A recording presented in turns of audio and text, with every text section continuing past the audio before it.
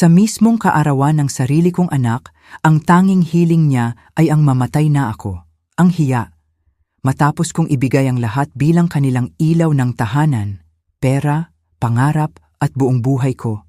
Isa lang pala akong malaking istorbo. Umalis ako na walang dala, pero lingid sa kaalaman niya ang aking lihim na yaman. Hawak ko ang bawat resibo at kontratang nagpapatunay na lahat ng meron siya ay galing sa akin. Hindi ito simpleng paghihiganti. Ito ay pagbawi ng dangal at pagbibigay ng isang aral na hinding-hindi niya malilimutan. Kung naranasan mo na ring maliitin, i-like at i-share at mag-comment saan kayo nanonood. Noong hapong iyon, tandang-tanda ko pa ang amoy ng almond ensaymada na may chocolate ganache. Iyon ang paborito ni Marites, ang nag-iisa kong anak. 43 taon na siya noon. At 3 buwan kong pinag-ipunan mula sa aking maliit na pensyon, ang halaga ng espesyal na cake na iyon. Isang munting obra maestra mula sa isang French na panaderya na labis niyang kinagigiliwan. 25,000 piso, iyon ang halaga. Pera na halos wala naman talaga ako, pero buong puso kong ginastos. Para lang makita muli ang matamis niyang ngiti. Ang ngiti na minahal ko mula pa noong siya'y isang munting paslit. Ibinaba ako ng taxi sa tapat ng mansyon na ako mismo ang tumulong na pundarin 5 taon na ang nakalipas. Isang 3 palapag na bahay sa pinakamagandang subdibisyon sa Cebu. Tanaw ang dagat at may sariling infinity pool. 800,000 piso mula sa ipon ko ang ibinigay ko para sa down payment. Pera na bawat sentimo ay pinaghirapan ko sa loob ng 45 taon bilang isang propesora sa universidad. Nag-o-overtime. Tumatanggap ng tutorial sa mga araw ng Sabado at Linggo. Tiniis ko ang lahat para sa kanya. Inayos ko ang suot kong turkisang barong dress na binili ko rin para sa okasyong ito. Pagkatapos ay pinindot ko ang doorbell habang maingat na binabalanse ang cake sa isang kamay at hawak naman sa kabila ang isang maliit na regalong nakabalot sa pilak na papel. Nasa loob nito ang kwintas na perlas na minana ko pa sa aking ina. 3 henerasyon ng matatag na babae, naisip ko. Napakagandang pamana, bumukas ang pinto, pero ang mukha ni Marites hindi lumiwanag gaya ng inaasahan ko. Ang kanyang mga mata ay saglit lang dumapo sa akin bago bumalik sa cellphone na hawak niya. Si nanay pala, ang bulong niya saka tumagilid para bigyan ako ng daan. Ni walang halik o yakap, parang isa lang akong delivery man na naghatid ng in-order niya. Sino ako sa bahay na ito? Isang delivery girl? Isang bisitang hindi inaasahan? Sinubukan kong panatilihin ang sigla sa aking boses. Maligayang kaarawan, mahal kong anak, sabi ko. Dala ko ang paborito mong cake at isang espesyal na regalo. Bumuntong hininga si Marites ng malalim. Isang buntong hininga na parang nagsasabing, ang pagdating ko ay isang malaking istorbo na pilit niyang titiisin. Sabi niya, ilagay mo na lang diyan sa kusina. Kailangan kong tapusin itong tawag. Mag-isa akong naglakad patungo sa kusinang gawa sa Italian marble. Isa pa sa mga regalo ko noong ipinarenovate nila ang bahay.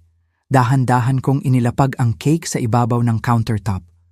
Mula sa bintana, natanaw ko ang kambal kong apo. 11 taong gulang na sila. Naglalaro sa swimming pool kasama ang kanilang swimming instructor. Hindi man lang nila napansin ang pagdating ko. Nakatayo lang ako roon. Pinakikinggan ang alingawngaw sa loob ng malaki at walang taong bahay. Pakiramdam ko, isa akong estranghero. Isang magnanakaw na pumasok sa lugar na halatang hindi ako kabilang. Bawat sulok ng bahay na iyon ay may piraso ng sakripisyo ko. Pero bakit pakiramdam ko ay wala akong lugar? Pagkalipas ng 15 minuto, pumasok si Marites sa kusina. Napakaganda niya, gaya ng dati. Perpekto ang kulay ng buhok, walang gusot ang makeup at bagong manicure. Lahat ng iyon ay mula sa kinikita ng kanyang aesthetic clinic. Isang klinika na ako rin ang nagpundar 8 taon na ang nakalipas. 350,000 piso para matupad ang pangarap niyang maging negosyante. Isang utang na ginamit ko pa ang apartment ko bilang collateral at hindi na kailanman nabayaran. So, sabi niya habang binubuksan ang ref at kumukuha ng isang bote ng sparkling water. Tumingin siya sa akin, hindi man lang sa cake na dala ko. Dumaan ka lang ba para ihatid ang cake o dito ka na rin maghahapunan? ang lamig. Ang lamig ng kanyang boses ay parang kutsilyong tumusok sa puso ko. Lumunok ako, pilit na itinatago ang bigat ng aking pagkadismaya. Ang akala ko kasi, baka pwede tayong magkasama sa kaarawan mo. Halos 2 buwan na rin tayong hindi nagkikita, anak. Sagot niya, habang muling tinitingnan ang kanyang cellphone. May plano na kasi kami mamaya. Ilalabas ako ni Ricardo para mag-dinner sa Marea. Kaming 2 lang. Si Ricardo, ang kanyang pangatlong asawa, isang lalaking nabubuhay daw sa mga investment na hindi naman malinaw, at ang pinaka nakapagtataka, palaging nangangailangan ng tulong pinansyal mula sa akin para sa kanyang mga emergency project. Ang pinakahuli, 3 linggo pa lang ang nakalipas. 60,000 piso. Para daw sa isang import business na hindi pwedeng maghintay. Pera na kinuha ko mula sa ipon ko para sana sa aking mga gamot at check-up. Naiintindihan ko, sagot ko, pilit kong itinatago ang sakit sa aking boses. Siguro, pwede tayong mag-lunch bukas. Umikot ang mga mata ni Marites, at sa wakas, direkta siyang tumingin sa akin. Seryoso ang kanyang mukha. Tila may isang bagay na matagal na niyang gustong sabihin. Isang bagay na naghihintay lang ng tamang panahon para sumabog. At sa tingin ko, dumating na ang panahong iyon. Pagkatapos kong sabihin na baka pwede kaming mag-lunch kinabukasan, umikot ang mga mata ni Marites. At sa wakas, pagkatapos ng mahabang pag-iwas, direkta siyang tumingin sa akin. Ang mukha niya ay seryoso. Tila may maskarang nahulog. Nanay, kailangan nating mag-usap, sabi niya, habang itinuturo ang matataas na upuan sa paligid ng kitchen island. Umupo ka. Sumunod ako, habang nararamdaman ko ang isang buhol na unti-unting nabubuo sa aking sikmura. Pamilyar sa akin ang tunong iyon. Iyon ang parehong tono na ginagamit niya noong bata pa siya. Bago siya magsabi ng isang bagay na sinasadyang malupit para subukan ang aking pasensya. Matagal ko na itong iniisip, panimula niya, habang dahan-dahang pinapaikot ang baso ng tubig sa pagitan ng kanyang mga daliri. Tungkol sa birthday ko, tungkol sa buhay, tungkol sa kung ano talaga ang magpapasaya sa akin. Tumango ako, pilit na ipinapakita na nakikinig at sumusuporta ako. Sige anak, sabihin mo sa akin kung ano ang gusto mo. Baka sakaling may maitulong si nanay. Isang maliit na bahagi ng puso ko ang umasa pa rin. Baka gusto lang niyang humingi ng tawad. Baka gusto niyang sabihin na namimiss na niya ako. Pero inilapag ni Marites ang baso sa mesa. May kasamang malakas na kalabog. At tumingin siya ng diretso sa aking mga mata. Ang nakita ko roon ay nagpatindig ng balahibo ko. Hindi ito pagmamahal, ni hindi man lang simpleng inis. Ito ay purong paghamak. Ang tanging bagay, sabi niya, dahan-dahan. Binibigkas ang bawat salita na may sinasadyang kalupitan, na gusto kong matanggap bilang regalo sa aking kaarawan. Huminto siya, tila ninanamnam ang bigat ng bawat salitang bibitawan. Ay ang simple mong pagkawala sa buhay ko. Nagpatuloy siya na may ngiti sa gilid ng labi. Mas mabuti pa kung mamamatay ka na lang. Huminto ang mundo, ang hangin, tila hinigop palabas ng silid. Sinubukan kong magsalita pero walang lumabas na boses. Para akong sinuntok ng malakas sa dibdib. Nanikip ang lalamunan ko. Ano? Iyon lang ang tanging salitang naibulong ko. Ano raw? Tama ba ang narinig ko? Nais niyang mamatay ako? Bilang regalo? Narinig mo ako. Pagpapatuloy niya, ngayon ay may kalkuladong panlalamig na sa kanyang boses. Pagod na ako sa iyo, nanay. Pagod na ako sa walang tigil mong pagtawag, sa mga biglaan mong pagbisita, sa paraan mo ng pakikialam sa buhay ko gamit ang mga makaluma mong payo. At sa hindi mo maubos-ubos na pangangailangang emosyonal. Ang aking mga kamay, nagsimulang manginig ng hindi ko mapigilan. 74 na taon ng buhay, 43 taon bilang kanyang ina, at ni minsan, ni sa panaginip, ay hindi ko inakala na maririnig ko ang ganitong mga salita mula sa bibig ng nag-iisa kong anak. Marites, sabi ko, habang ang mga luha ay nagsimula ng mamuo sa aking mga mata. Ako ang nanay mo. Ibinigay ko ang lahat sa'yo. Isinakripisyo ko ang lahat para sa'yo. Eksakto, sigaw niya, sabay tayo mula sa upuan. Kaya mo ako sinasakal. Hindi ako makahinga sa palagi mong presensya. Kailangan ko ng espasyo. Kailangan ko ng kalayaan. Kailangan kong mabuhay nang hindi iniisip ang mga inaasahan mo at ang iyong emosyonal na drama. Napatingin ako sa birthday cake sa ibabaw ng mesa. Ang mga kandila ay nasa loob pa ng kahon, naghihintay na sindihan. Lahat ng pinangarap ko para sa araw na iyon, mga yakap, tawanan, pagbabalik tanaw, ay naglaho na parang usok. Pero Marites, sinubukan ko ulit, ang boses ko'y basag na. Gusto ko lang mapalapit sa'yo, maging bahagi ng buhay mo. Ikaw lang ang meron ako. At iyan mismo ang problema, sagot niya habang nakakrus ang mga braso. Ang katotohanang ako lang ang meron ka. Ayusin mo ang sarili mong buhay at iwanan mo ako sa kapayapaan. Tumayo ako mula sa upuan. Ang mga binti ko ay nanginginig ng sobra na halos matumba ako. Kinuha ko ang aking bag at ang maliit na pakete na naglalaman ng kwintas na perlas. Ang cake ay maiiwan. Siguro ay kakainin ng kambal. Kahit na ang ina nila ay hindi ito pinahalagahan. Hindi ako makapaniwala na sinasabi mo ito sa akin, bulong ko. Matapos ang lahat ng ginawa ko para sa'yo. Lahat ng ginawa mo? Tumawa siya ng may pang-uyam. Nanay, lahat ng ginawa mo ay para sa sarili mong kapakanan. Para maramdaman mong kailangan ka, para makontrol mo ang buhay ko. Pero hindi na ako bata, at hindi na kita kailangan para sakalin ako. Naglakad ako patungo sa pinto. Bawat hakbang ay parang bumabawas ng taon sa aking buhay. Sa may pintuan, lumingon ako sa huling pagkakataon, umaasang makakita ng kahit katiting na pagsisisi sa kanyang mga mata. Kahit isang bakas lang ng matamis na batang pinalaki ko ng may buong pagmamahal. Pero ang nakita ko lang ay pagkainip. Pagkainip na makaalis na ako para maipagpatuloy na niya ang kanyang buhay. Malaya sa pabigat na tila ako ang kumakatawan. Maligayang kaarawan, Marites, bulong ko. At lumabas ako, dahan-dahang isinara ang pinto sa aking likuran. Ang malumanay na pag-click ng pinto ay parang isang hatol, ang katapusan ng lahat ng pinaniniwalaan ko tungkol sa pagiging isang ina. Ang hindi alam ng anak ko habang pinapanood niya akong umalis sa maaraw na hapong iyon, ay may sinindihan siya sa loob ko. Isang apoy na dekada nang natutulog. Isang apoy, hindi ng pagkasira, kundi ng muling pagsilang. Pag-uwi ko sa aking maliit na apartment sa sentro ng syudad, parang wala ako sa sarili. Ito ang lugar na binili ko mula sa pinagbentahan ng bahay naming mag-asawa. 20 taon na ang nakalipas pagkamatay ng aking kabiyak. Pagpasok ko, nabitawan ko ang aking bag sa sahig at napaupo na lang ako sa luma at gasgas na sofa. Ito mismo ang sofa kung saan ko kinakalong si Marites noong sanggol pa siya. Dito ko siya binabasahan ng mga kwento gabi-gabi. Dito ko pinupunasan ang kanyang mga luha sa bawat kabiguan niya sa buhay.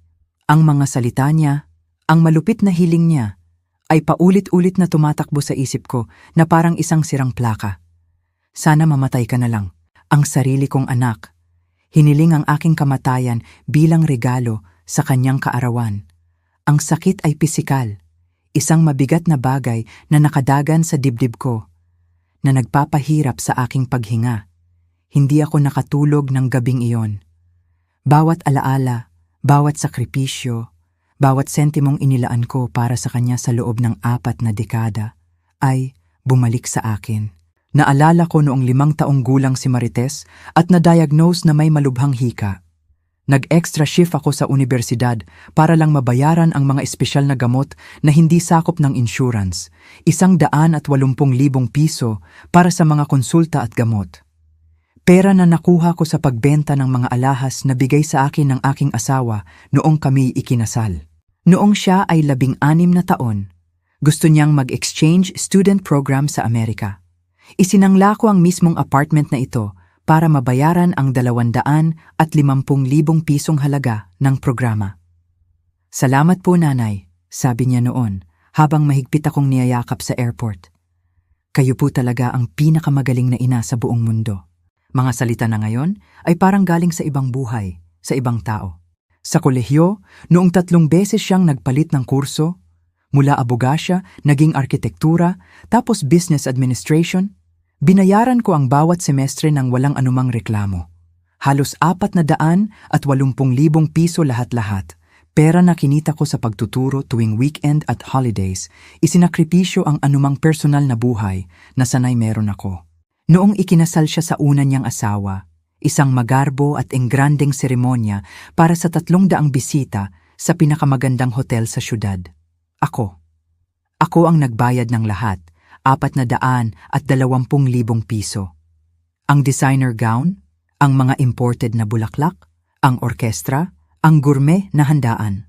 Ito na po ang pinakamasayang araw ng buhay ko, Nay, sabi niya, nagniningning sa kanyang malaprinsesang bestida. At lahat ng ito ay dahil sa inyo. Ang hiwalayan ay dumating makalipas ang 2 taon, sinundan ng pangalawang kasal na mas magastos pa, na natapos din sa loob ng 3 taon. At pagkatapos, si Ricardo, ang kasalukuyan niyang asawa, ang 3 palapag na bahay, ang aesthetic clinic, ang mamahaling sasakyan na tinulungan kong bayaran noong nasira ang luma, 220,000 piso. Ang mga pribadong bilingwal na eskwelahan para sa kambal, 48,000 piso bawat quarter. Pagsikat ng araw, nagsimula akong magkwenta. May nahanap akong isang lumang kahon kung saan ko itinatago ang lahat ng resibo, lahat ng patunay ng bank transfer, lahat ng kontratang pinirmahan ko sa paglipas ng mga taon. Hindi dahil sa wala akong tiwala, kundi dahil sa pagiging organisado. Ang isang matandang propesora ng matematika ay hindi nawawala sa ugali. Habang nakaupo sa mesa sa kusina, may isang tasang malamig na tsaa na hindi ko man lang nagawang inumin. Sinimulan kong ilista ang bawat halaga, bawat petsa, bawat dahilan. Ang kabuuan ay nagpatulala sa akin. Mahigit 4,800,000 piso sa loob ng 43 taon. Halos 5,000,000 piso na inilaan ko para sa kaligayahan ng aking anak. At lahat ng iyon, para lang marinig na ang pinakamalaki niyang hiling ay ang aking kamatayan. Isang kakaibang bagay ang nangyari habang tinititigan ko ang mga numerong iyon. Ang matinding kirot na naramdaman ko buong gabi ay unti-unting nagbago. Hindi galit, kahit na may galit din, kundi isang malinaw na kaliwanagan na hindi ko pa naranasan noon. Isang malalim na pag-unawa na ako ay minanipula sa loob ng maraming dekada, ng isang taong tinitingnan ang aking pagmamahal bilang isang kagamitan, hindi bilang isang sagradong ugnayan. Kung ang halos 5,000,000 pisong iyon ay ininvest ko sa aking sarili, kung ako ay naglakbay, nag-aral pa, bumili ng mas magandang bahay, inalagaan ang aking kalusugan. Kung nagplano ako ng isang komportabling pagre-retiro, nasaan kaya ako ngayon? Tiyak na hindi sa maliit na apartment na ito, binibilang ang bawat sentimo mula sa aking lumiit na pensyon, ipinagpapaliban ang sarili kong mga gamutan para lang patuloy na matulungan ang isang anak na nagnanais ng aking kamatayan. Nang mga sandaling iyon, sa harap ng malamig na tsaa at sa liwanag ng sumisikat na araw, isang desisyon ang nabuo sa aking puso, isang desisyon na babago sa lahat. 6:00 ng umaga, ang liwanag sa labas ay nagpapahiwatig ng isang bagong araw, at para sa akin, ito rin ang simula ng isang bagong buhay. Sa sandaling iyon, habang tinititigan ko ang listahan ng mga sakripisyo ko, ang listahan ng halos 5,000,000 pisong nawala, isang bagay sa loob ko ang nagbago. Ang bigat sa aking dibdib ay hindi na puro pighati. Napalitan ito ng determinasyon. Isang determinasyon na mas matibay pa sa bakal. Ginawa ko ang isang bagay na hindi ko kailanman nagawa noon. Kinuha ko ang aking telepono at hinanap ang pangalan ni Marites.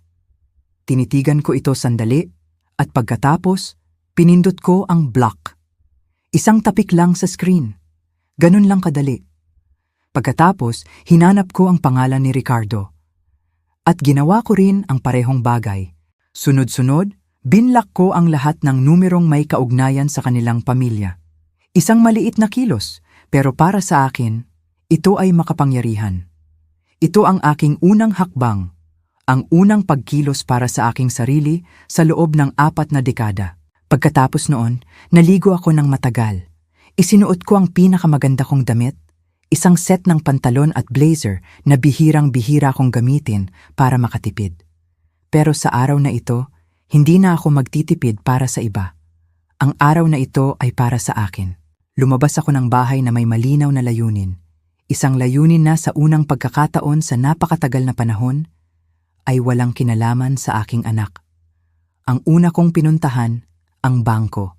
Ang mismong bangko kung saan mayroon kaming joint account ni Marites.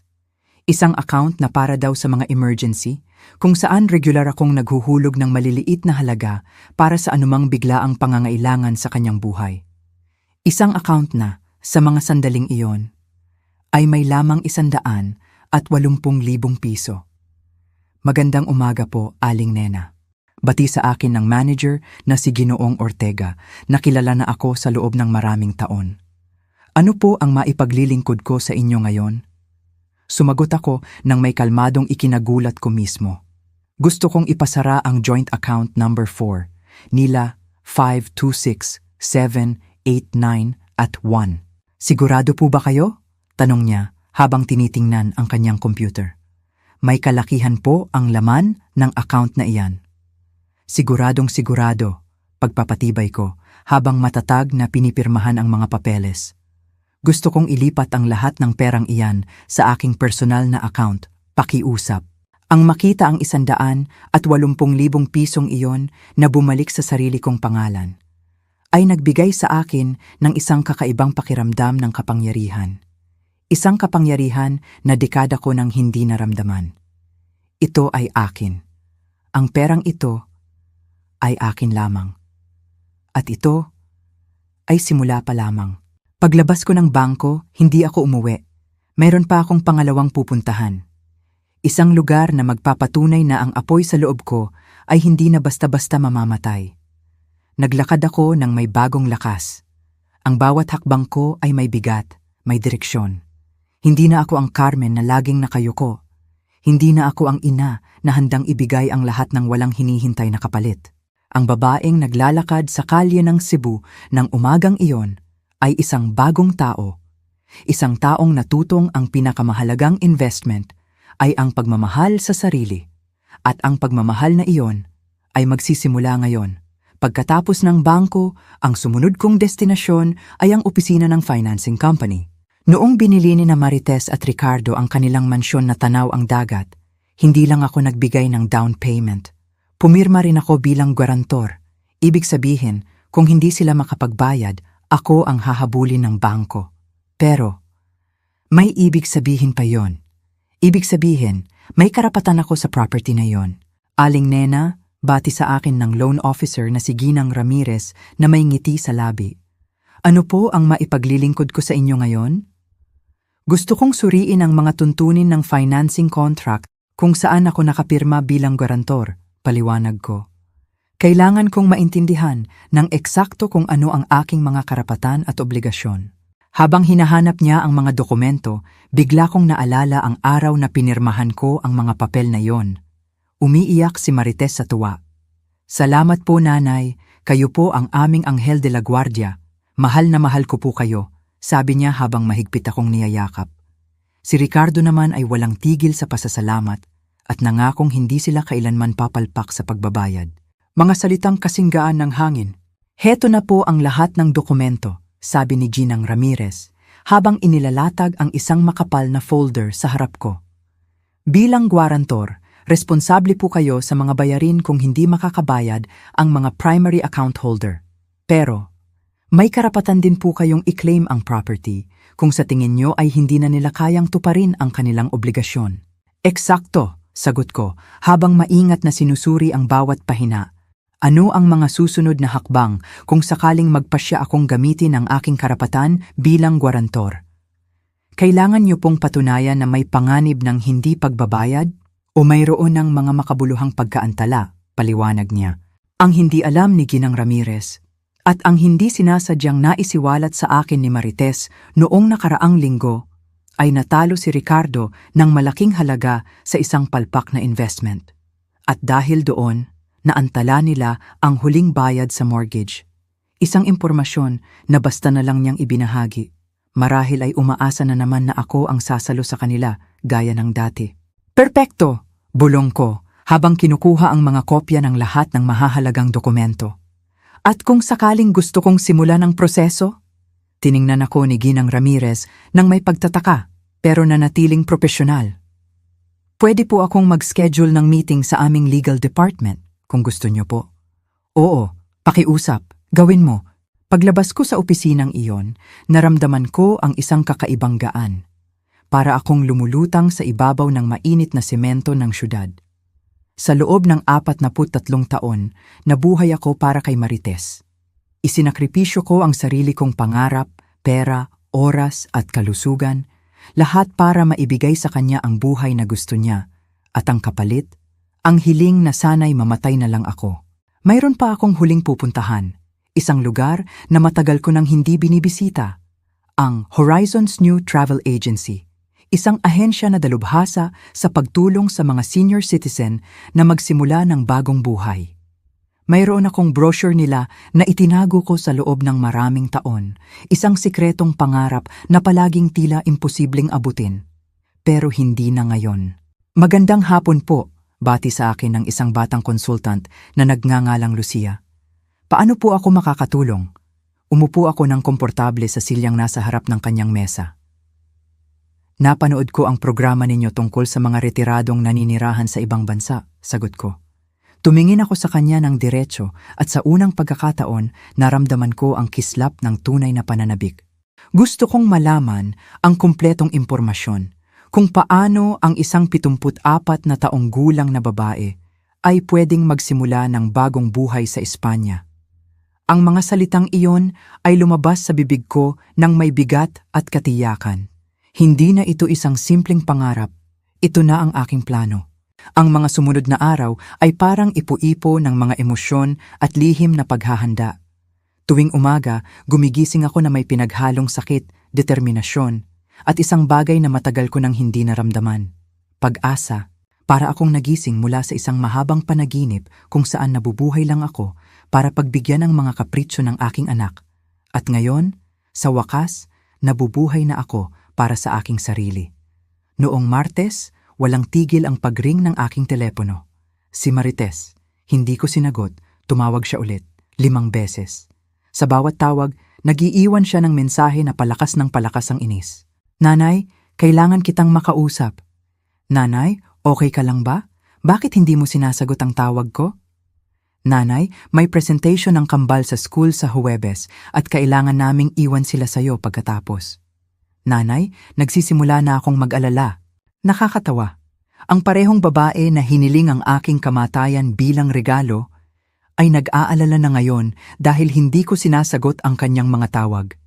Hindi dahil namimiss niya ako o nag-aalala sa aking kalagayan, kundi dahil may kailangan siya sa akin. Gaya ng dati, noong Miyerkules, dinalaw ako ng aking matalik na kaibigan at kapitbahay, si Aling Pura. Isang babaeng 70 taong gulang na tahimik na nakasaksi sa lahat ng sakripisyo ko para kay Marites sa loob ng mga dekada. Aling Nena, sabi niya habang nakaupo sa aking sala at umiinom ng kape, iba ang itsura mo, may nangyari ba? Ikinuwento ko sa kanya ang lahat. Bawat masakit na salita mula sa kaarawan ni Marites. Bawat detalye ng mga planong ginagawa ko. Nakikinig lang si Aling Pura, ang kanyang mga mata ay unti-unting napupuno ng luha. Diyos ko, Aling Nena, bulong niya nang matapos ako. Hindi ako makapaniwala na nasabi sa iyo ni Marites ang ganoong kalupit na bagay matapos ang lahat ng ginawa mo para sa kanya. Ang pinakamasakit, paliwanag ko, ay sinabi niya iyon na parang natural lang, na parang isa lang akong sagabal sa buhay niya na kailangang alisin. At talagang aalis ka na papuntang Espanya? Oo, sagot ko ng buong tatag. Nakabili na ako ng tiket, sa susunod na linggo na ang alis ko. Hinawakan ni Aling Pura ang aking mga kamay. Alam mo namang susuportahan kita, hindi ba? Ang ginawa ni Marites ay hindi mapapatawad. May isa pa akong hihilingin, sabi ko, sabay hinaan ang aking boses. Kailangan ko ang tulong mo sa isang napaka-espesyal na bagay. Ipinaliwanag ko sa kanya ang buong plano ko. Gusto kong maniwala si Marites na namatay na ako. kahit sa loob lang ng maikling panahon. Si Aling Pura ang magiging kasabwat ko, ang taong makakahanap sa aking abandonadong apartment at sa liham ng pamamaalam na iiwanan ko. Napakatalino, bulong ni Aling Pura, na may kasamang palihim ng ngiti. Ang walang utang na loob na batang iyon, sa wakas ay maiintindihan niya kung ano ang ibig sabihin ng mawala ka. Tutulungan mo ba ako? Siyempre naman, sa katunayan, iyan mismo ang kailangan ni Marites para matauhan. Nang gabing iyon, isinulat ko ang pinakamahalagang liham ng aking buhay, ang liham na magbabago sa lahat. Paulit-ulit kong isinulat ang bawat salita, tinitiyak na maipapahayag nito ang eksaktong gusto kong sabihin. Mahal kong Marites, panimula ko. Hiniling mo bilang regalo sa iyong kaarawan na mawala ako sa buhay mo, at napagdesisyunan kong pagbigyan ang iyong hiling. Sa pagbasa mo ng liham na ito, malayo na ako. Nagsisimula ng buhay na dapat sana'y matagal ko nang sinimulan. Sa halip na isakripisyo ang lahat para sa'yo. Nagpatuloy ako sa pagsusulat sa loob ng maraming oras, idinodokumento ang bawat sentimong ginastos ko para sa kanya, bawat sakripisyo, bawat oportunidad na pinalampas ko para lang laging nandyan para sa kanyang mga pangangailangan. Hindi ito isang liham ng panunumbat. Ito ay isang liham na nagtuturo. Kasama ng liham na ito ay ang lahat ng legal na dokumentong pinirmahan ko ngayong linggo, patuloy ko. Ang pagbabago sa aking last will and testament, ang kanselasyon ng iyong supplementary health insurance na ako ang nagbabayad, ang abiso na bilang guarantor ng iyong mortgage ay gagamitin ko na ang aking mga karapatan dahil sa inyong financial instability, at ang pagputol sa lahat ng benepisyong natatanggap mo mula sa akin. Isang liham na may 18 pahina. Detalyadong detalyado. Mas magiging madali ang buhay mo nang wala ako, pagtatapos ko. Pero mas magiging magastos din. Sana, sulit ang lahat. Noong Huwebes, habang nag-iimpake, isa na namang tawag mula kay Marites. Sa huling mensahe, ang boses niya ay puno na ng pagkabalisa. Nanay, pakiusap, tawagan mo ako, may nangyari. Kailangan ko ng tulong mo. Tumawag ang bangko para sa isang emergency meeting bukas tungkol sa mortgage. Pakiusap, tumawag ka agad. Ayan na, nagsisimula na. Noong Biyernes, si Ricardo naman ang sumulpot sa pinto ko. Mukha siyang pagod at desperado. Aling Nena, sabi niya, nagmamakaawa. Alam kong terrible ang sinabi ni Marites, pero pakiusap, huwag niyo itong gawin sa pamilya namin. Ang gawin ng alin? Tanong ko. Nagkukunwaring walang alam. Sinabi ng bangko na sinimulan niyo na ang proseso para makuha ang bahay. Pakiusap, Aling Nena. 1 buwan lang po kaming na-delay. Nakakamangha. Kapag gusto nila akong itapon, isa akong pabigat. Pero kapag nalaman nilang hawak ko ang tali ng kanilang kabuhayan, bigla akong nagiging mahalaga. Ricardo, sabi ko ng mahinahon, naging malinaw sa akin ang asawa mo. Ang presensya ko ay isang pasanin na ayaw na niyang dalhin. Sinusunod ko lang ang kanyang hiling. Pero alam niyo naman po si Marites kapag galit. Hindi niya iyon sinasadya. Hindi sinasadya? Parang napakakumbinsido niya noong hiniling niya ang aking kamatayan. Huli na ang lahat, sagot ko, habang dahan-dahang isinasara ang pinto. Pakihalikan na lang ang mga apo ko para sa akin. Sabado. Ang huling araw ko sa syudad kung saan ako ipinanganak, nagmahal at nag-alay ng aking buong buhay. Nilakad ko ang mga lugar na naging mahalaga sa akin. Ang unibersidad kung saan ako nagturo ng 38 taon. Ang parke kung saan ko dinadala si Marites noong bata pa siya. Ang simbahan kung saan ako ikinasal sa kanyang ama. Ito ang aking tahimik na pamamaalam sa isang buhay na inilaan ko ng buo para sa iba. Pagsapit ng linggo, magsisimula na ang isang buhay na sa wakas, ay para naman sa akin. Kinaumagahan ng linggo, kumatok si Aling Pura sa aking pinto, tulad ng aming napag-usapan. May dala siyang mainit na kape at isang palihim na ngiti na nagbigay sa akin ng lakas. Handa ka na ba sa iyong pagtakas? Tanong niya, sabay kindat. Higit pa sa handa, sagot ko, habang hinihila ang aking 2 maleta papalapit sa pinto. Nasa iyo na ba ang spare key ng apartment? Heto na, sabi niya, ipinapakita ang susi. Nasa akin na rin ang liham para kay Marites at lahat ng dokumentong iiwan mo. Maingat naming binalangkas ang lahat. Maghihintay si Aling Pura hanggang Martes bago pumunta sa bahay ni Marites para iabot ang mga dokumento. Magkukunwaring natagpuan niya ang aking apartment na walang tao at nag-alala sa aking pagkawala. Tandaan mo, bilin ko sa kanya habang naghihintay kami ng taxi. Kailangan mong magmukhang tunay na nag-aalala. Sabihin mong 2 araw na akong hindi sumasagot sa telepono, kumatok ka pero walang sumasagot at nang ginamit mo ang susi. Natagpuan mo ang apartment na walang laman at ang liham. Huwag kang mag-alala, Aling Nena. 20 taon akong naging amateur artista sa teatro. Ito na ang magiging pinakamagaling kong pag-arte, tiniyak ni Aling Pura na may kasamang mapaglarong ngiti. Eksaktong 6:00 ng umaga dumating ang taxi. Habang isinasakay ng chopper ang aking mga bagahe, huli kong sinulyapan ang aking apartment. 15 taon akong nanirahan doon. Pero sa hindi maipaliwanag na dahilan, wala akong naramdamang lungkot. Para akong tuluyang lumalaya mula sa isang kulungan na ako mismo ang nagtayo. Sa airport po ba? Tanong ng chopper. Sa airport, pagpapatibay ko. At naramdaman ko na ang 2 salitang iyon. Ang naghudyat sa pagsisimula ng aking bagong pagkatao. Ang biyahe sa eroplano papuntang Barcelona ay mahaba, ngunit payapa. Sa unang pagkakataon sa loob ng maraming dekada, walang nakakaalam kung nasaan ako. Walang pwedeng tumawag para humingi ng pabor, ng pera o ng oras. Isang nakalalasing na pakiramdam ng kalayaan na hindi ko naranasan. Mula pa noong bago ako maging isang ina. Sa halos 12 oras na biyahe, isinulat ko sa aking talaarawan ang lahat ng nangyari sa nakalipas na linggo. Bawat detalye, bawat emosyon, bawat desisyon na nagdala sa akin sa sandaling iyon, na nakalutang sa kalangitan sa pagitan ng aking nakaraan ng sakripisyo at ng aking hinaharap ng pagtuklas sa sarili. Ito ang unang pagkakataon sa loob ng 43 taon, isinulat ko, na gumawa ako ng isang bagay na para lamang sa aking sarili nang hindi kinakalkula kung paano ito makikinabang kay Marites. Nakakatakot at nakapagpapalaya sa parehong pagkakataon. Dumating ako sa Barcelona kinaumagahan ng Lunes. Isang kinatawan mula sa travel agency ang naghihintay sa akin sa airport, may hawak na karatulang may pangalan ko. Aling Nena, bati niya ng may tunay na ngiti. Maligayang pagdating sa Espanya, sana'y handa na kayo sa isang bagong pakikipagsapalaran. Higit pa sa handa, sagot ko. At sa unang pagkakataon, sa loob ng maraming linggo, ang ngiti ko ay buong buo at totoo.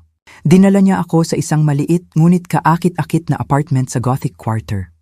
Inarkila ito ng ahensya sa loob ng 1 buwan habang nagpapasya ako kung gusto kong manatili ng permanente. Nasa 3 palapag ito ng isang antigong gusali na may mga bintanang nakatanaw sa isang plazang puno ng mga puno. Nang hapong iyon, pagkatapos ng maikling pahinga, ginawa ko ang isang bagay na matagal ko nang hindi nagagawa. Lumabas ako para maglakad-lakad. Walang tiyak na patutunguhan, walang schedule, walang mga obligasyon, walang sinumang naghihintay na ako ang mag-ayos ng kanilang mga problema.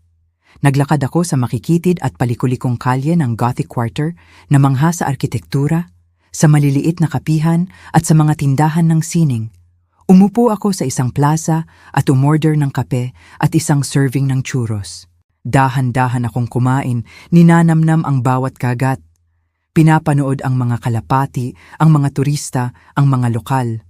Isang kakaibang damdamin ang nagsimulang mabuo sa aking dibdib. Hindi ito lungkot. Hindi ito pagkakasala. Ito ay kapayapaan.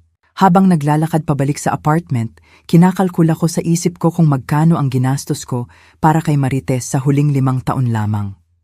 Mahigit 2,300,000 piso.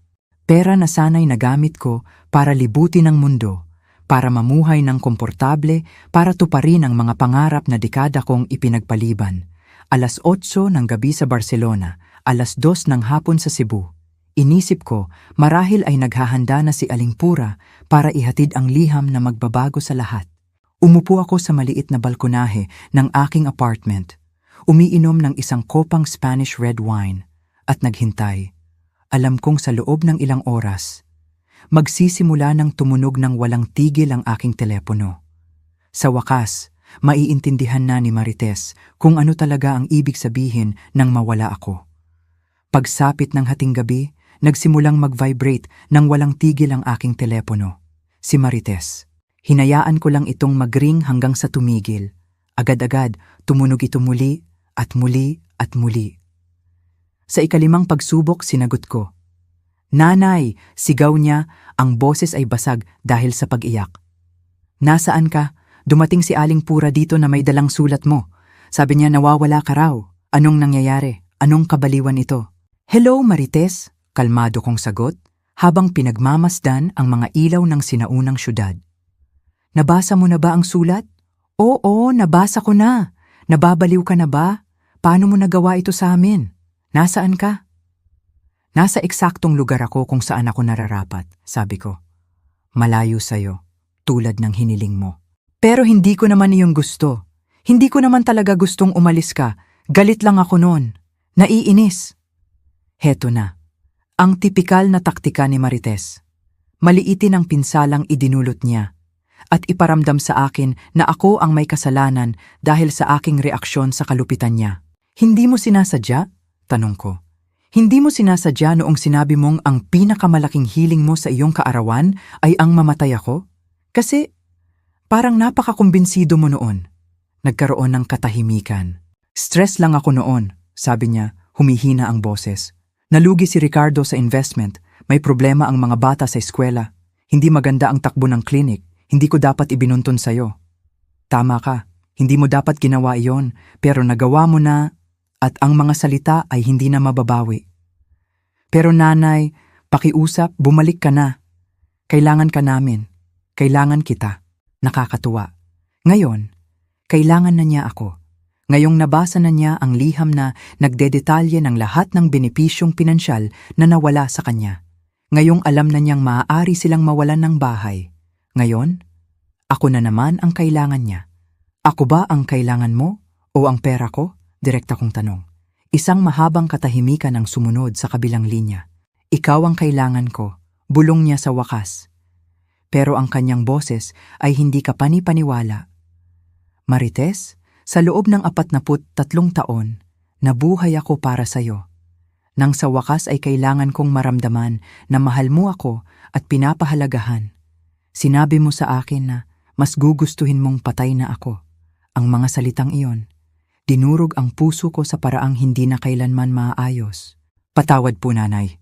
Patawad na patawad po talaga." Hindi sapat ang paghingi ng tawad, Marites. At alam mo ba, baka iyon na ang pinakamagandang bagay na nasabi mo sa akin dahil sa wakas iminulat nito ang aking mga mata. Anong ibig mong sabihin? Ang ibig kong sabihin, sa unang pagkakataon sa loob ng maraming dekada, nabubuhay ako para sa aking sarili. At napakasarap sa pakiramdam. "Nasaan ka, nanay? Pakiusap, sabihin mo," pagmamakaawa niya. Tinanong ng kambal kung nasaan ang lola nila. Hindi nila maintindihan kung bakit ka nawala. Ang galing. Ngayong wala na ako, bigla akong na-miss ng mga apo ko. "Magiging maayos lang ang mga bata," sagot ko. "Matututo sila na ang bawat kilos ay may kahihinatnan at ang masasakit na salita ay kayang sumira ng relasyon magpakailanman." "Pero nanay, paano kung may mangyari sa'yo? Paano kung magkasakit ka?" Ngayon naman, nag-aalala na siya sa aking kalusugan. Napaka-convenient. "Marites, sa huling 3 taon, 2 beses akong na-ospital dahil sa alta presyon. Alam mo ba kung ilang beses mo ako dinalaw? Wala. Palagi kang may mas mahalagang gagawin." Natahimik siya. Alam kong naalala niya. "Hindi! Hindi tungkol sa pera ito!" sigaw niya. "Tungkol ito sa'yo. Namimiss kita, nanay." Ako ba ang namimiss mo? O ang pagkakaroon ng isang taong laging nariyan para ayusin ang mga problema mo? Pinatay ko ang tawag ng hindi na naghihintay ng sagot. Tumunog muli ang telepono pero isinilent mode ko na ito. Kailangan ko ng kapayapaan para namnamin ang aking unang gabi ng kalayaan. Noong Biyernes, sumali ako sa isang walking group para sa mga senior expatriates. Doon ko nakilala si Luisa, isang Italianang 76 na taong gulang na 3 taon nang nasa Espanya. "Ano ang nagdala sa'yo rito?" Tanong niya. Isang anak na nagsabing ang hiling niya sa kanyang kaarawan ay ang mamatay na lang ako. Sagot ko ng walang paligoy-ligoy. Nanlaki ang kanyang mga mata, pero pagkatapos ay ngumiti siya ng may paghanga. Napakagiting mo. Ako, inabot ako ng 7 taon bago ako nagkaroon ng lakas ng loob na lumayo sa aking toxic na pamilya. Ang tingin sa akin ng anak ko at ng manugang ko ay isang ATM na naglalakad. Habang naglalakad kami, nagbahaginan kami ng aming mga kwento. Ang mga anak niya ay tumatawag lang kapag kailangan ng pera para sa bakasyon o bagong kotse. Nang magtakda siya ng hangganan, inakusahan siyang makasarili. Nung una, mahirap, pag-amin niya. Kinain ako ng guilt. Pero na-realize ko, hindi man lang nila tinanong kung masaya ba ako o kung may sapat ba akong pera para sa sarili ko. Ang mahalaga lang sa kanila ay kung ano ang makukuha nila. Hindi iyon pag-ibig, aling nena. Iyon ay pagsasamantala. Ang kanyang mga salita ay tumagos sa puso ko. Sa wakas, naintindihan ko.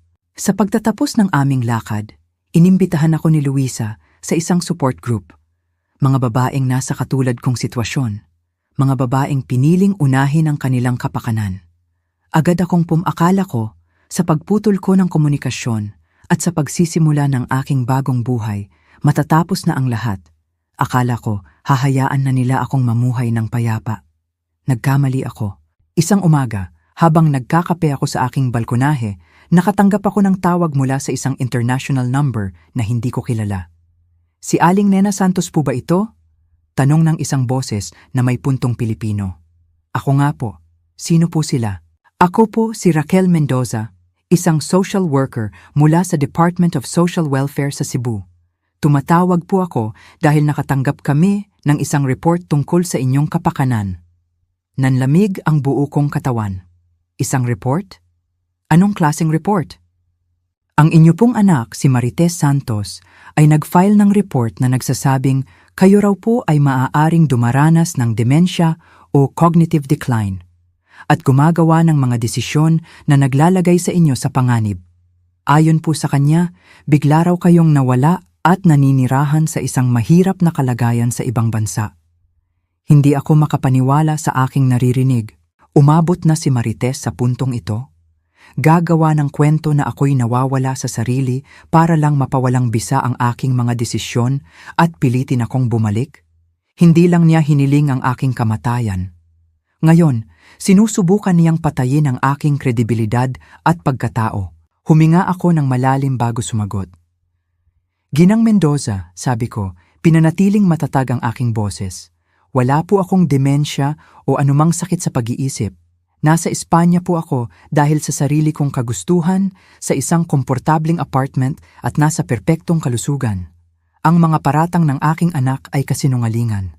Naiintindihan ko po ang inyong posisyon pero kailangan po naming i-verify ang inyong kalagayan. Posible po bang mag-coordinate kami ng isang medical at psychological evaluation sa pamamagitan ng Philippine Consulate sa Espanya? Walang problema, sagot ko ng walang pag-aalinlangan. Handa akong sumailalim sa anumang pagsusuri. Pagkatapos ng tawag, naramdaman ko ang pinaghalong galit at pagkadismaya. Pero mabilis itong napalitan ng isang malinaw na gagawin. Agad kong tinawagan ang aking abogado sa Pilipinas, si Atty. Garcia. Aling Nena, bati niya, mabutit tumawag kayo. Naging abala ako sa anak ninyo nitong nakaraang linggo. Nakausap ko na ang DSWD, inaakusahan ako ni Marites na may demensya. Hindi lang iyan, buntong hininga ni Atty. Garcia. Kumuha rin siya ng abogado para subukang ipawalang bisa ang lahat ng legal na pagbabagong ginawa ninyo bago kayo umalis. Sinasabi niyang hindi raw kayo nasa tamang pag-iisip nang pirmahan ninyo ang mga iyon. Pwede ba niyang gawin iyon? Pwede niyang subukan pero wala siyang matibay na basehan. May mga recording ako ng lahat ng pag-uusap natin kung saan malinaw na nasa katinuan kayo. Isa pa, ang maingat ninyong pagplano sa pag-alis at ang inyong kasalukuyang pamumuhay sa Espanya ay salungat sa anumang aligasyon ng demensya. Atty. Garcia, gusto kong maghanda kayo ng kasong libel laban sa sarili kong anak. Ang mga maling paratang niya ay nakakasira sa aking reputasyon. Ikinagagalak kong gawin iyan, sagot niya. Makalipas ang 2 araw, humarap ako sa Philippine Consulate para sa mga pagsusuri. Aling Nena, sabi sa akin ng doktor pagkatapos ng 3 oras na masusing ebalwasyon. Hindi lang kayo nasa perpektong kalusugan sa pag-iisip. Ang mga desisyon ninyo ay nagpapakita ng kahanga-hangang katinuan at katapangan. Malinaw na sinusubukan ng anak ninyo na manipulahin ang sistema. Isang opisyal na ulat ang ipinadala sa DSWD na nagsasabing walang basehan ang mga reklamo ni Marites. Ang kaso ay isinara. Ang kanyang desperadong hakbang ay nabigo. Nang gabing iyon, napagtanto ko na hindi sapat ang manahimik. Ang katahimikan ay nagbibigay daan sa mga mapang-abuso na magpatuloy. Kaya't umupo ako at isinulat ang buong kwento ko. Bawat sakripisyo, bawat panlilinlang, bawat hakbang na ginawa ko para bawiin ang aking dignidad. Ipinadala ko ito sa isang sikat na blog para sa mga kababaihan. Pagkalipas ng 1 linggo, sumagot ang editor. Aling Nena, sabi niya, ang kwento ninyo ay makapangyarihan at nakaka-inspire. Payag po ba kayong ma-interview para sa aming YouTube channel? Agad akong pumayag. Panahon na para gamitin ang aking karanasan para tulungan ng iba. Ang interview ay inilabas makalipas ang 2 linggo at mabilis itong nag-viral. Libu-libong kababaihan ang nagbahagi ng kanilang mga katulad na kwento. Ang anak kong 37 anyos ay nakatira sa bahay ko, hindi nagbabayad ng upa at minumura ako kapag sinasabihan ko siyang maghanap ng trabaho, sulat ng isang ginang. Tumatawag lang ang anak ko kapag kailangan ng pera, pero wala siyang oras kapag ako ang may sakit, sabi naman ng isa pa. Ang aking kwento ay naging boses ng libu-libong ina na tahimik na nagdurusa. Ang aking personal na laban ay naging isang pampublikong tagumpay. Ang pinakagulat ko ay ang email na natanggap ko mula kay Ricardo, ang aking manugang. Aling Nena, sulat niya, napanood ko ang interview ninyo. Kailangan ninyong malaman na sang-ayon ako sa inyo. Saksi ako sa lahat ng ginawa sa inyo ni Marites. Patawad kung hindi ako nagsalita. Dahil nakinabang din kami sa tulong ninyo. Sana'y maging masaya kayo. Ito ang unang pagkakataon na may kumilala sa aking pinagdaanan mula sa kanilang pamilya. Hindi nito binago ang aking desisyon, pero nagbigay ito ng isang uri ng pagpapatunay na matagal ko nang kailangan. Ang babaeng gusto nilang patahimikin at ituring na baliw ay natagpuan ang kanyang boses. At ang boses na iyon ay narinig ng buong mundo. 6 na buwan matapos akong makarating sa Espanya, ang aking bagong buhay ay namumukadkad sa mga paraang hindi ko inakala. Isang umaga, nakatanggap ako ng tawag na muling magbabago sa lahat. Si Aling Pura mula sa Pilipinas. Aling Nena, sabi niya, masigla ang boses. Kailangan mong marinig ito, nawala ng bahay si Marites. Huminto ang tibok ng puso ko sandali. Sa kabila ng lahat, isang bahagi sa akin ay nag-aalala pa rin para sa aking mga apo. Anong eksaktong nangyari? Tanong ko. Kinuha ng bangko ang bahay noong nakaraang linggo, paliwanag niya. Hindi na nakabawi si Ricardo sa perang nawala sa kanya. 3 buwan pa silang na-delay sa bayad at dahil ginamit mo ang iyong karapatan bilang gwarantor, itinuloy na ng bangko ang foreclosure. Nasaan na sila ngayon? Kumusta ang mga bata? Lumipat sila sa isang maliit na apartment sa kabilang parte ng syudad. Si Ricardo, sa wakas ay nakahanap ng regular na trabaho, mas maliit ang sahod pero sigurado. Si Marites naman, bumalik sa klinik pero hindi na bilang may-ari, isa na lang siyang empleyado. Isang kakaibang halo ng damdamin ang naramdaman ko. Hindi ito tuwa sa kanilang paghihirap, kundi isang malalim na pakiramdam ng katarungan. Sa unang pagkakataon sa kanilang buhay, hinarap nina Marites at Ricardo ang tunay na resulta ng kanilang mga desisyon. Nang walang sinumang sasagip sa kanila. May isa pa, dagdag ni Aling Pura.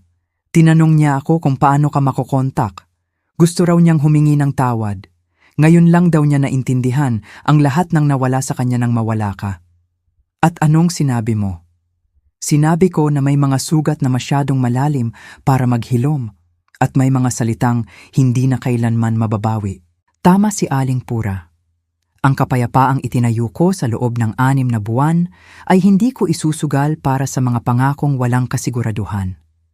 Kinahapunan, isa pang tawag ang dumating. ang aking abogado, si Atenor Garcia.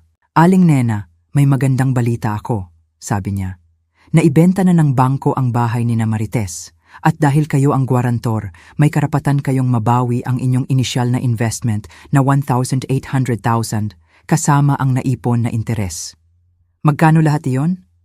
2,000,000 at 100,000 piso. Naaprubahan na ang transfer. Darating sa inyong Spanish account sa susunod na linggo. Hindi ka panipaniwala? Hindi lang ako nakabawi. Kumita pa ako. May isa pa, dagdag niya. Naibenta na rin ang apartment ninyo sa Cebu. Halos 3,000,000 piso ang matatanggap ninyo. Sa edad na 74, mas mayaman pa ako kaysa dati. Nang gabing iyon, nagdiwang ako. Nagtoast ako para sa babaeng nagkaroon ng lakas ng loob na magsimula muli. Pagkalipas ng 3 buwan, isinulat ko ang aking libro. Kapag ang pag-ibig ay nakakasakit, paglaya, mula sa abusong pampamilya pagkatapos ng edad 70. Naging bestseller ito. Daan-daang liham ang natanggap ko mula sa mga babaeng nagsabing binigyan sila ng aking kwento ng lakas ng loob na baguhin ang kanilang buhay. Isang liham ang pinakatumatak sa akin. Mula sa isang batang ina. Binasa ko ang libro ninyo, sulat niya. At napagtanto kong ginagawa namin sa aming ina ang eksaktong ginawa sa inyo ni Marites. Tinawagan ko ang nanay ko at humingi ako ng tawad.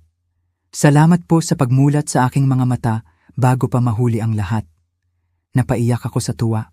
Ang aking sakit ay nagsilbing lunas para sa iba.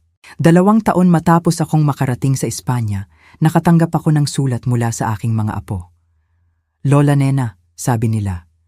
Ikinuwento na po sa amin ni Papa ang totoo. Proud po kami sa inyo sa pagiging matapang. Sana po, paglaki namin, mabisita namin kayo. Sumagot ako. Mahal na mahal ko kayo, isinulat ko. Ang pinto ng aking puso at tahanan ay laging bukas para sa inyo. Matuto kayo sa nangyari. Ang mga salita ay may kapangyarihang sumira. At ang pagmamahal ay dapat may kasamang respeto. Ngayon, 3 taon na ang nakalipas mula sa kaarawang iyon.